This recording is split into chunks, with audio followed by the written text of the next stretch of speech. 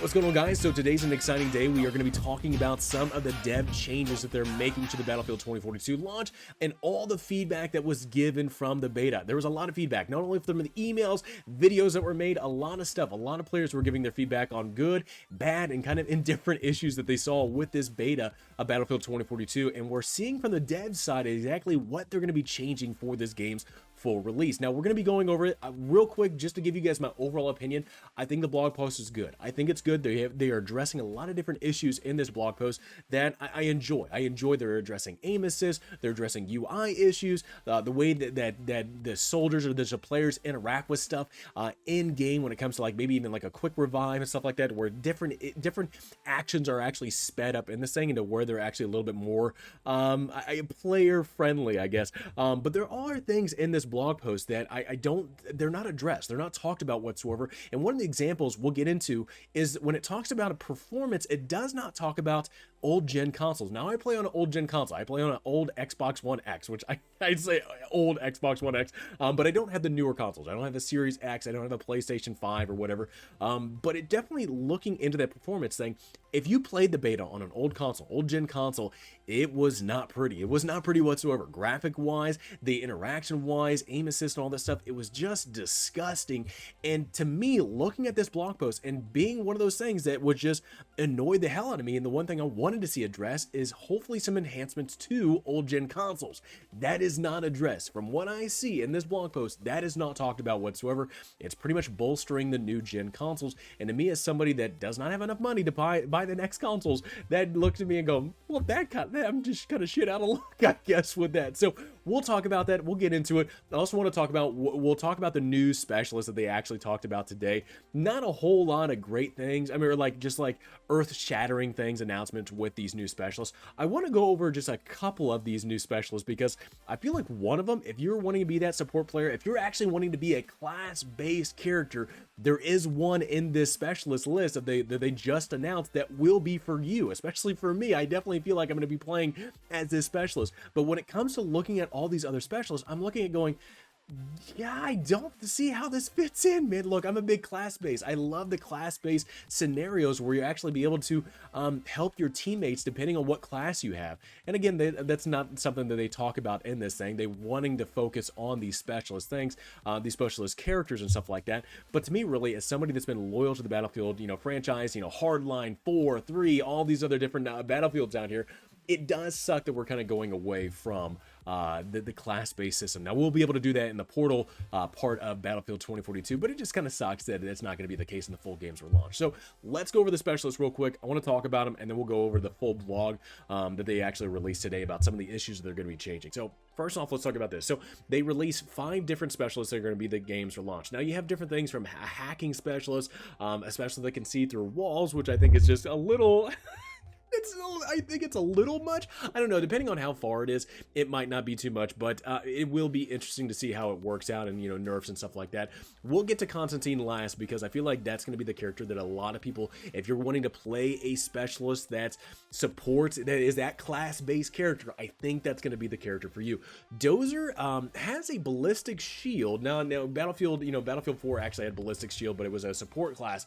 But somebody was pointing this out. I don't know if it was Jack Frag or somebody else, but somebody was saying that the shield actually reflects ammunition. Now, like if you shoot at it, it reflects back towards the shooter. I don't know how true that is, but that was something that he brought up in his video that I was like, oh damn, that's gonna change up a lot, and that's gonna make that class really annoying. But that's at least one thing I wanted to talk about. And then you have this class.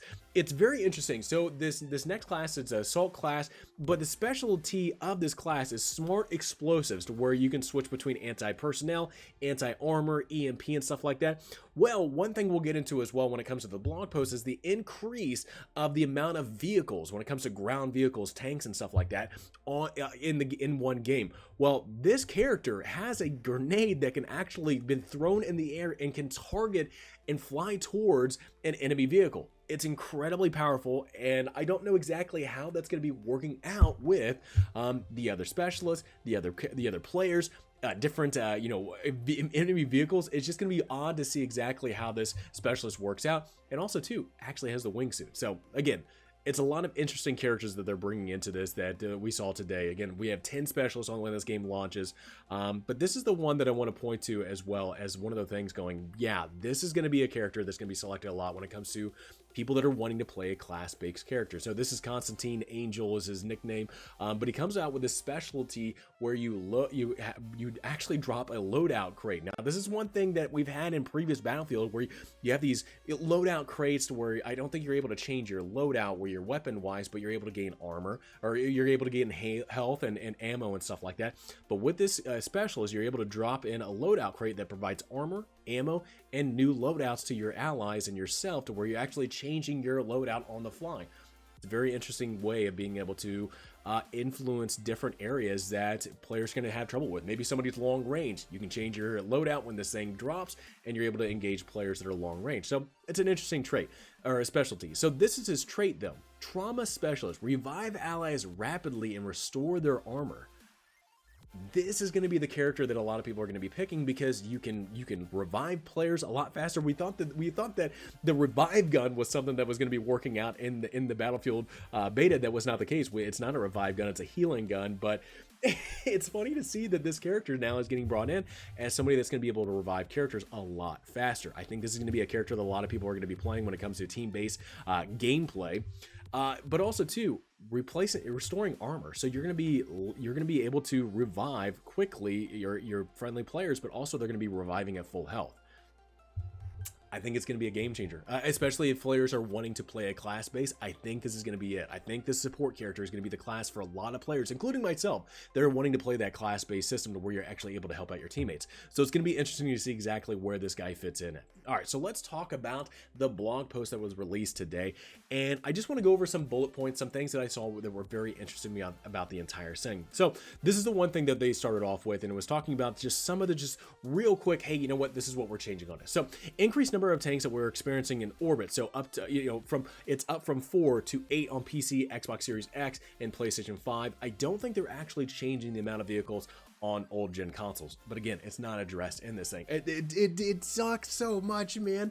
It sucks to know that the old gen consoles are not getting any love whatsoever, man. Like, come on, give old consoles love. Give me love. I got old gen. Made changes to movement, adding strafe input to sliding, adding the ability to vault over moving objects, toning down jump span. Yeah, that was one thing that we saw in the beta that was kind of a little obnoxious. Nearby grenade indicator. That's nice. It wasn't in the beta. It's going to be at launch. Entry and exit of animations are going to now be shorter. Which okay, I actually do enjoy the animations a little bit. It makes it feel like you're actually there, but again, the 3D executions are a little iffy on me. I enjoy the Battlefield first person executions. I'm okay with third person executions. That's not something they add in here, but I just enjoy stuff like that to where you're seeing first person animations. You're actually being a little bit more involved in kind of what's going on, but I guess they're shortening that down. Elevators are fixed. That was one thing that people were bugging out on it with actually entering some of the stuff. So let's talk about this performance. So this is one thing that they talk about when it comes to people were seeing unnecessary things, flickering lights, a lot of bugs and a lot of stuff that were people were talking about and bringing up different things about what they experienced in the beta. Well, this is something that I'm seeing that. Again, they're talking about different performances in the video game and making sure that players are having a smooth, clear performance of the video game to where they're not having different stutters and stuff like that. This is one thing, again, that it was experienced a lot in this game was just terrible graphics on the old gen. I get it. It's a new gen game. I get it. We're slowly moving into the next generation of consoles. But again, as somebody that is not able to buy the next gen consoles, as somebody that still plays this, it's going to be playing this game on old gen. I just wish we would have had something to where it addresses some of the issues that old gen players face in the beta that hopefully would be fixed by the game's full release. Maybe the performance does address some of those issues. I really hope it does. However, those things are not talked about whatsoever in this blog post, and it just makes me kind of concerned about exactly where the beta is going to be going. Did talk about the UI. The UI has definitely made a lot of different improvements with this. One thing that a lot of players were talking about as well when it comes to actually making communication between teammates, this actually gives you an ability to actually play different things from, you know, needing ammo, needing health and stuff like that, being able to communicate if you don't have a microphone or stuff like that, to where you're still able to communicate just like you were able in other Battlefield games. They're bringing that feature back, as well as they're having this different targeting assistance and stuff like that. I love that they addressed this too, because it's one thing a lot of people were having concerns about, was the amount of XP and stuff like that that were just missing. You know, the counter of telling you exactly how many kills you were getting, or the point system XP that you were gaining through that was not displayed in the beta, and they are going to be displayed now when the game's full release. All right, so now let's get into the next thing that I want to talk about, and that is the attachment stuff. So this is one thing that a lot of players had a lot of gripes with, was the way that you can customize your character as well as customize your weapons. Now, one thing that a lot of people were having complaints about is that you only were able to customize your character and your weapon while you were in game. Well, they have changed that now, where you're able to do that out of the game, and where you're able to do it on the main menu screen, just like you've been able to do in other previous Battlefield games. But it's definitely funny that that was not a thing that was in the beta. If for some reason you only had to do it in game, they fixed some of the glitches where I think it was like the AK-47 version, you know, assault rifle, where it was actually, you would have to re-equip all your attachments on the weapon every time you spawn back in. They did upgrade some of the animations, I guess, the screens for, you know, towards the end of the game, being able to see, you know, how many ribbons you got, how many kills, best squad, and stuff like that. So it's nice to see that they are getting that stuff in. And this is the last thing I want to add into, and we'll kind of end it here. I love to see that they're addressing the aim assist. Aim assist on console was terrible. It was awful. And one of the things that definitely I hated the most was experiencing the fact of trying to get into gunfights and knowing that I was getting outgunned by keyboard and mouse. Now, that's nothing against keyboard and mouse. I don't have an issue whatsoever with players, whether you play on mouse and keyboard, whether you play with a controller. I don't have a huge issue whatsoever. But I feel like when it comes to playing a mouse and keyboard, controllers need that aim assist. We need that aim assist to be a little bit more competitive with it. Now, a lot of other people out there that, you know, hate on aim assist and hate it and thinks, you know, some games have it way too strong. I get that argument. I really do. If there's going to be that perfect balance between, you know, not too powerful, but not too weak, like we had it in the beta, I think that'd be a great thing, because I think when it comes to controller players, it was just rough. It really was. And I did not like it whatsoever. So I'm happy that it wasn't getting addressed.